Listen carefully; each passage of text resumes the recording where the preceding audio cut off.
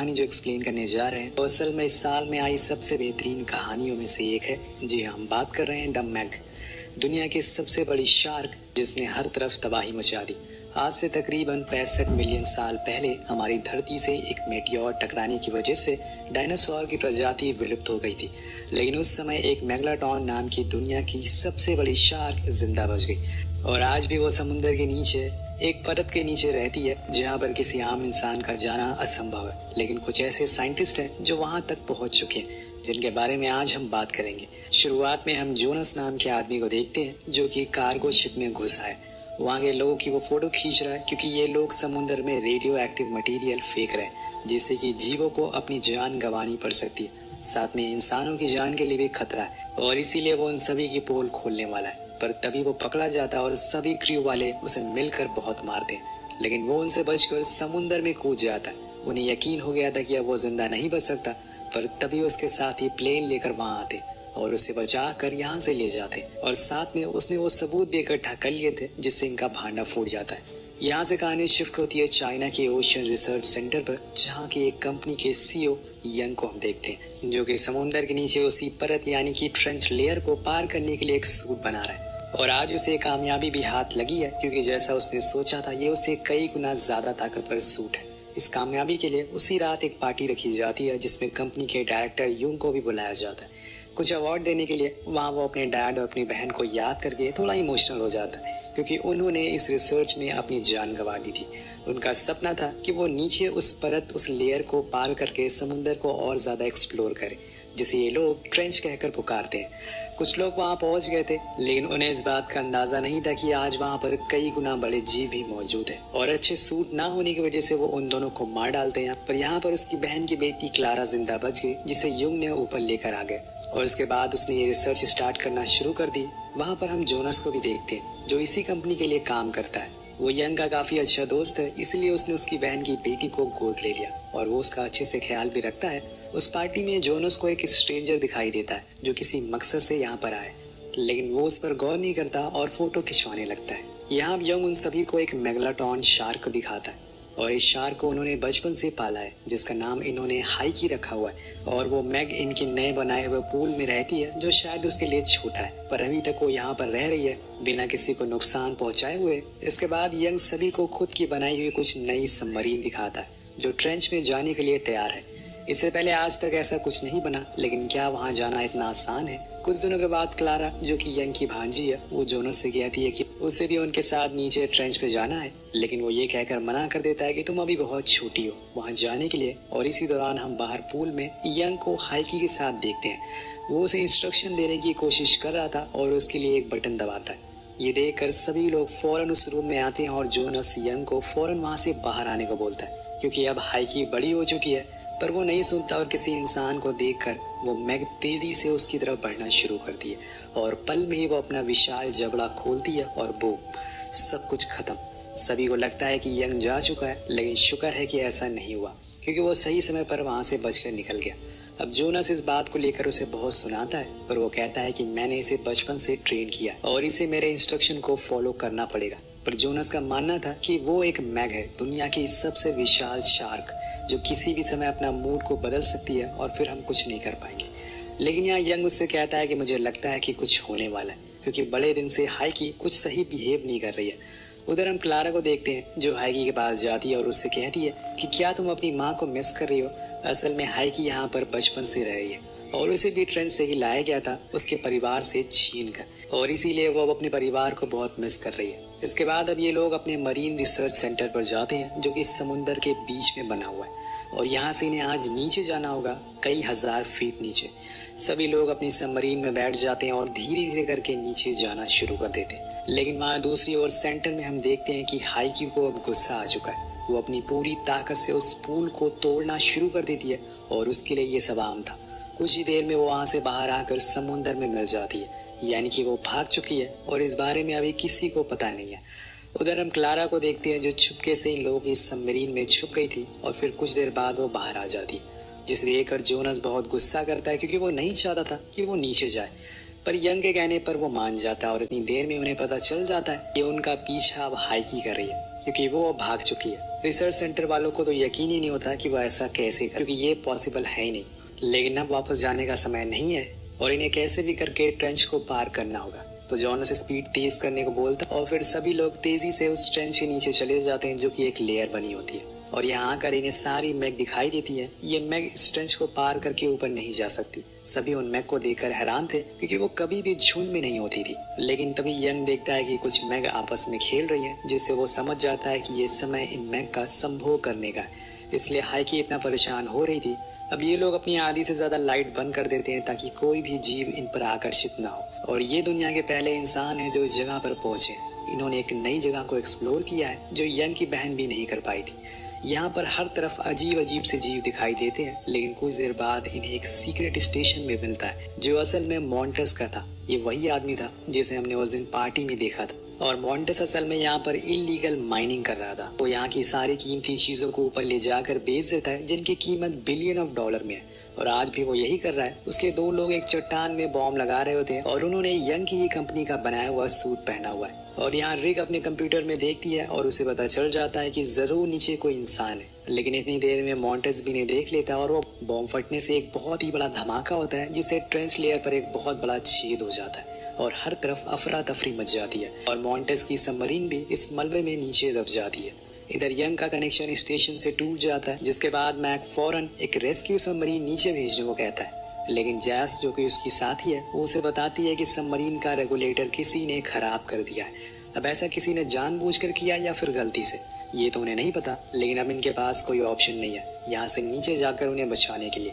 समुद्र के नीचे रेक जैसे तैसे करके कंप्यूटर को ठीक कर लेती है और फिर स्टेशन पर कॉल लगाती है, जहाँ मैक उसे बताता है कि अब हम लोग नीचे नहीं आ सकते, तुम लोगों को ही कुछ करना होगा, क्योंकि किसी ने हमारी रेस्क्यू सबमरीन को खराब कर दिया है। और मुझे पूरा शक है कि ये जानबूझकर किया गया है। अब इनके पास कोई रास्ता नहीं बचता, तो जोनस उसे बताता है कि हम लोगों को अब दूसरे स्टेशन की ओर जाना होगा अपने सूट को पहनकर, क्योंकि यहाँ पर रहने से कोई भी फायदा नहीं है। लेकिन मैक उन्हें बताता है कि तुम्हारे सूट में बस 2 घंटे की ऑक्सीजन है और वहाँ जाने में तकरीबन 3 घंटे लगने वाले हैं। पर वो उन्हें भरोसा दिलाता है कि हम ये कर सकते हैं। इसके बाद सभी लोग एक एक करके उस सूट को पहनकर बाहर निकल जाते हैं। कुछ देर बाद इन्हें यंग और उसकी टीम भी मिल जाती है और ये लोग तेजी से पैदल ही आगे बढ़ना शुरू करते हैं। लेकिन ये जिस जगह पर है वो असल में 25,000 फीट नीचे है, जहाँ पर समुद्र की आखिरी परत है और इसके नीचे अब धरती का कोर है। और तभी इनका सामना हो जाता है एक अजीब से जीव से, जो दिखने में किसी छिपकली की तरह होती है। ये पानी और जमीन दोनों पर चल सकती है। वो आकर इनके एक साथी को अपने साथ ले जाती है। इस जीव की रफ्तार भी बहुत तेज होती है और ये देखकर सभी लोग डर जाते हैं, क्योंकि अभी इन्हें 1 घंटा लगने वाला है और ऐसे में क्या ये खुद को सेफ रख पाएंगे। लेकिन इतने में उन छिपकलियों का झुंड आकर इन पर हमला कर देता है और इस बारी रिक सभी को भगा देती है, क्योंकि उसने फ्लेयर को जला दिया था। लेकिन ये स्टेप इनके लिए खतरा बन सकता है, क्योंकि लाइट से मैग इनकी ओर आकर्षित हो सकती है। और ऐसा ही होता है, वो अचानक से आकर इनके एक साथी को खा जाती है और दूसरे साथी का हेलमेट तोड़ देती है। पर अभी वो जिंदा थी, इसलिए वो लोग फौरन स्टेशन के पास जाने लगते हैं, जो कि थोड़ी ही दूरी पर था। लेकिन वो मैग अभी भी इनके पीछे थी। दूसरी तरफ हम मॉन्टोस को देखते हैं, जिसने अपने कम्युनिकेशन डिवाइस को ठीक कर लिया है और वो हिलरी को कॉल करता है, जो असल में चाइना रिसर्च सेंटर में यंग की पार्टनर है। उसने यंग को धोखा देकर मॉन्टोस को वहां उस जगह पर भेजा है, लेकिन अभी इस बारे में किसी को पता नहीं है। उधर सभी लोग अब फौरन स्पॉट में घुस जाते हैं, लेकिन अंदर जाने पर उस घायल हुई लड़की का हेलमेट टूट जाता है और प्रेशर की वजह से उसका पूरा सर फट जाता है। अपने लोगों को मरते हुए देखकर यंग को बहुत बुरा लगता है, पर ये सब किसने किया ये अभी किसी को पता नहीं है। लेकिन वो अब स्टेशन के बारे में पता लगा कर रहेगा। इसके बाद सभी लोग अंदर जाते हैं, जहाँ पर उन्हें कुछ रॉ मटेरियल मिलते हैं, जिनकी यहाँ पर खुदाई हो रही थी। उन सभी को देखकर यंग उन्हें बताता है कि इसका इस्तेमाल न्यूक्लियर हथियार बनाने में किया जाता है और इससे एक पत्थर की कीमत $2 बिलियन है। अब सभी ये देखकर हैरान हो जाते हैं। इतने में क्लारा स्टेशन से कांटेक्ट करती है, जिसमें जेस सभी को बताती है कि तुम्हें अपने कंपाउंड में जाना होगा, जहाँ पर तुम्हें 2 पॉड्स मिलेंगे जिससे तुम बाहर आ सकते हो। और सब लोग उस ओर जाना शुरू कर देते हैं। बीच में यंग को खुद के बनाए हुए सूट भी मिलते हैं, जिससे वो हैरान था कि ये सूट यहाँ पर कैसे पहुंचा। खैर, अब ये लोग उस कंपाउंड में पहुंच जाते हैं, जिसके बाद जेस उस जगह के सभी गेट को बंद कर देती है, क्योंकि अब वो इन्हें बहुत बड़ा झटका देने वाली थी। वो सभी को अपनी सच्चाई बता देती है कि ये माइनिंग उसी का झटका देने वाली थी। वो सभी को अपनी सच्चाई बता देती है कि ये माइनिंग उसी का काम है। असल में वो जोनस को कहती है कि हमारी तरफ आ जाओ, तुम्हें बहुत पैसे मिलेंगे। अब यहाँ पर जोनस उससे कहता है कि हम लोग इतने सालों से साथ काम कर रहे हैं, तुम ऐसा कैसे कर सकती हो। लेकिन वो कहती है कि पैसे का नशा हर रिश्ते को भुला देता है। मैं रेक को ये मौका देती हूँ, तुम्हें अपनी जान बचानी है तो जोनस के सीने में गोली मारनी होगी, और अगर ऐसा तुमने अगले 10 मिनट में नहीं किया तो दोनों ही पॉड यहाँ से रिलीज कर दूंगी मैं। वो कोशिश तो बहुत करती है लेकिन उसे धोखा नहीं दे पाती, जिसके बाद क्या होना था, एक एक करके दोनों ही पॉड यहाँ से निकल जाते हैं और अब ये पूरी तरह से यहाँ पर फंस चुके हैं। जिसके बाद उन्हें बस हिलरी का कॉल आता है, जिसे यंग देखकर सब कुछ समझ जाता है कि इसने फंडिंग की आड़ पर ये सब करना शुरू कर दिया और इसीलिए वो गुस्से में डिवाइस को तोड़ देता है। लेकिन उधर हिलरी जेस को बताती है कि मैंने एक टीम भेज दी है मानव वन पर हमला करने के लिए, तब तक तुम इन सभी को मार दो। तो वो स्टेशन के फिल्टर को खोल देती है जिससे वहां पर पानी भरना शुरू हो जाता है। ये सब देखकर क्लारा बहुत ही ज्यादा डर गई थी। अब वो उसे गले लग जाती है, लेकिन यहाँ जोनस कहता है कि अभी भी उम्मीद है, अगर मैं कंपाउंड में जाकर डोर को खोल दूं तो ये सारा पानी बाहर जा सकता है। तो रिक कहती है कि हाँ ये मुमकिन तो है, पर इसके लिए तुम्हें अपनी नाक में दबाव बनाना पड़ेगा, जैसे मछलियां करती हैं, तभी तुम ज्यादा देर तक सांस ले पाओगे। वो तैयार हो जाता है और जाकर चेंबर में खुद के अंदर दबाव बनाने लगता है, जिससे उसकी नाक से खून भी आना शुरू हो जाता है। लेकिन वो सही मौके पर वहां से बाहर आ जाता है और उस कंपाउंड तक पहुंच जाता है। पर यहाँ पर उसकी मुलाकात मॉन्टेस से होती है, जो उसे कहता है कि क्या तुम मुझे पहचानते हो, मैं वही हूँ जिसकी शिप तुमने पकड़वाई थी और तुम्हारी वजह से मुझे जेल में रहना पड़ा, लेकिन आज तुम मेरे हाथ आ गए हो और अब मैं तुम्हें छोड़ने वाला नहीं हूँ। लेकिन तभी यहाँ पर जॉनस को भी होश आ जाता है, जिसके बाद उन दोनों में भयंकर लड़ाई होती है। वहाँ दूसरी ओर पॉड वाले एरिया में अब पानी भरना शुरू हो गया था। तीनों लोग अब एक दूसरे का हाथ पकड़कर बस गॉड से प्रे कर रहे थे कि किसी तरह से जोनस उन्हें बचा ले। और यहाँ मॉन्टेस जोनस का पीछा ही नहीं छोड़ रहा था, पर समय रहते ही वो उस पर एक रॉड से हमला करता है, जिससे वो बेहोश हो जाता है और इतने में वो जाकर बटन को प्रेस कर देता है, जिससे गेट खुल जाता है और सारा पानी कंपाउंड में आ जाता है। पर यहाँ क्लारा पानी में डूबने की वजह से बेहोश हो जाती है, जिससे जॉनस फौरन उसे सीपीआर देता है और होश में लाता है। अब इसके बाद ये लोग उस पॉड के पास जाते हैं जिसे मॉन्टेस यहाँ पर लाया था, पर अगर ये ऊपर गए तो मैग इन पर हमला कर सकती है। इसलिए यंग को एक आइडिया आता है, वो बाहर जाकर स्टेशन की सारी लाइट जला देती है, जिससे सारी मैग इन पर हमला कर देती है और ये मौके का फायदा उठाकर यहाँ से बाहर निकल जाती है। ऊपर आते समय ये लोग देखते हैं कि ट्रेंच की लेयर में छेद हो गया है, तो यंग कहता है कि कुछ दिनों में ये अपने आप भर जाएगा। पर यहाँ हम उस ट्रेंच से एक बड़ी सी ऑक्टोपस को बाहर आते हुए देखते हैं और वहाँ मॉन्टेस भी ऊपर आ जाता है। यहाँ ये लोग ऊपर स्टेशन पर पहुंच जाते हैं, तब तक वो हिलरी के भेजे हुए गुंडे भी वहाँ पहुंच चुके थे। अब उनका काम था इन लोगों को ढूंढ ढूंढ कर मारना, लेकिन डीजे और मैक बड़े ही चालाकी से उनसे बचकर बाहर आ जाते और फिर पानी में कूद कर जहाँ वो दोनों डेक पर चढ़ जाते हैं। ऊपर जाते ही उन्हें वो लोग पकड़ लेते हैं, पर इतने में वहाँ जोनस आकर उन्हें बचा लेता है। यहाँ मॉन्टोस को भी देखते हैं, जो कि ऊपर आ चुका था और वो जाकर सीधा जेस से मिलता है।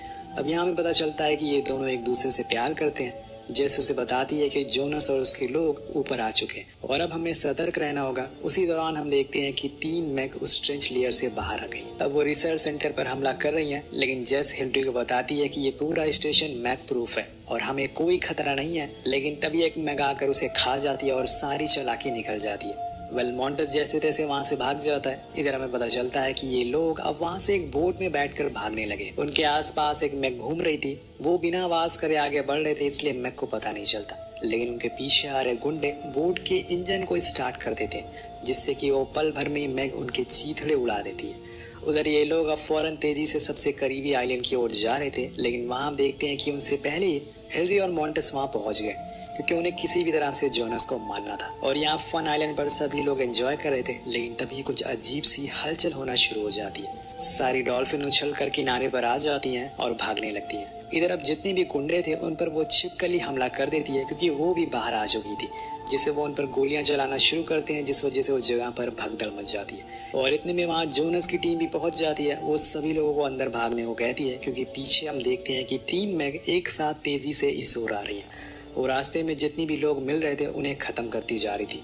अब यहाँ एक लड़का जो कि अपनी गर्लफ्रेंड को प्रपोज कर रहा होता है, लेकिन तभी वो लड़की अचानक से न जाने कहाँ गायब हो जाती है। अब आपको बताने की जरूरत नहीं है कि ये काम कौन कर सकता है। कुछ ही देर बाद वहाँ एक मैग आती है और उस पूरी बोट को ही खा जाती है। अब आप समझ गए होंगे कि ये मैग कितनी विशाल और ताकतवर है। अब हम हिलरी को देखते हैं, जो अपने हेलीकॉप्टर में बैठी होती है, लेकिन इतने में वहाँ छिपकलियाँ उस पर हमला कर देती है और उसे घसीट कर अपने साथ ले जाती है। उधर जोनस को एक जेट स्काई दिखता है, जिसे लेकर वो उन मैग को रोकने के लिए जाता है। अब वो पहली वाली मैग को तो धमका कर डरा कर वहां से भगा देता है, लेकिन दूसरी वाली से लड़ना आसान नहीं था। वो उस पर लगातार वार कर रही थी, पर सही तरकीब लगाकर जोनस उसके मुंह में वो बॉम्ब फेंक देता है, जिससे कि वो मारी जाती है। पर अभी भी एक मैग बची है जो सबसे ज्यादा खतरनाक है। इधर यंग और मैग दोनों एक स्टोर रूम में पहुंचते हैं जहां पर वो कुछ सामानों को इकट्ठा करने लगते हैं ताकि वो उसे बॉम्ब बना सके। पर यंग सही समय पर वो बटन दबा देता है जिससे कि गेट खुल जाता है और वो छिपकलियां सभी गुंडों को वहां आकर खा जाती है और इसी का फायदा उठाकर वो वहां से भाग जाते हैं। अब बाहर आकर डीजे हेल्प के लिए कॉल भी कर देता है। उधर यंग और मैग दोनों ही हेलीकॉप्टर चुराने के लिए जाते हैं पर वहां पर कई सारी छिपकलियां मौजूद थी जिनका ध्यान यंग भटकाता है कि वो हेलीकॉप्टर को ले सके और ऐसा करने में उसे काफी मुश्किल भी होती है क्योंकि फ्यूल खत्म हो चुका था। पर यंग जैसे तैसे करके उसमें फ्यूल भरता और फिर ये लोग उन छिपकलियों को जलाकर वहां से उड़ जाते हैं। उधर जोनस अब तीसरी मैग को मारने के लिए जाता है लेकिन यहाँ मॉन्टस उसे देख लेता है और उस पर गोलियां चलाना शुरू कर देता है जिससे कि उसके हाथ से वो बम गिर जाता है और वहाँ किनारे पर क्लारा एक लेडी की मदद के लिए जाती है और तभी वो जायंट ऑक्टोपस वो अब ऊपर आ चुका था और वो उस हेलीकॉप्टर को पकड़ लेता है जिस वजह से यंग को ऊपर से ही छलांग लगानी पड़ती है। उसके हाथ से वो बॉम्ब भी दूर जाकर गिर जाता है लेकिन मैग अभी भी उस क्रैश हुए हेलीकॉप्टर में फंसा हुआ है। उधर दूसरी ओर वो मैग अब जोनस के पीछे हाथ धोकर पड़ी हुई है और अब तो उसके पास कोई हथियार भी नहीं है। इतने में वहां पर मॉन्टेस भी आ जाता है और उन दोनों में लड़ाई होना शुरू हो जाती है। जोनस को एक गोली भी लगती है और उस खून की वजह से वहां पर एक मैग आ जाती है और उसने अब मॉन्टेस को देख लिया था। वो मॉन्टेस को ऐसे खाती है जैसे कुछ हुआ ही ना हो। इधर ऑक्टोपस तबाही मचा रहा था लेकिन सही मौके पर वहां पर क्लारा उसे वो बॉम्ब अंकल को दे देती है जिससे वो नीचे जाकर उसके पेट में लगा देता है। यहाँ हम उस ऑक्टोपस का असली साइज देख पाते हैं जो कि बहुत ही विशाल था। अब उस बॉम्ब के फटने के बाद वो मरता नहीं है लेकिन तभी वहाँ एक मैग आ जाती है और उन दोनों के बीच में लड़ाई हो जाती है। इसी का फायदा उठाकर यंग घायल हुए मैग को बचाने के लिए हेलीकॉप्टर के पास जाता। अब यहाँ पे क्लारा जोनस को बताती है कि वो दोनों वहाँ पर फंसे हुए इसलिए वो उन्हें बचाने के लिए जाता है पर इतने में वो एक लौती मैग उनके पीछे आ जाती है।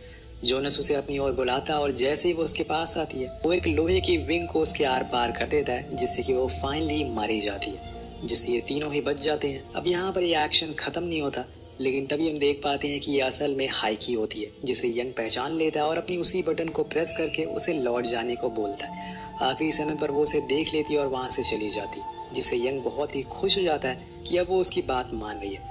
इसके बाद सभी लोग किनारे पर आते हैं जहाँ पर रेग उन्हें बताती है कि शायद वो प्रेग्नेंट थी इसलिए वो स्कूल से बाहर जाना चाहती थी लेकिन यहाँ उसकी बातों को कोई ध्यान नहीं देता और ड्रिंक करने लगते हैं और इसी के साथ ये कहानी ये खत्म हो जाती है। आपको कहानी कैसे लगी नीचे कमेंट करके जरूर बताएगा। मिलते हैं अगली वीडियो में। Peace out.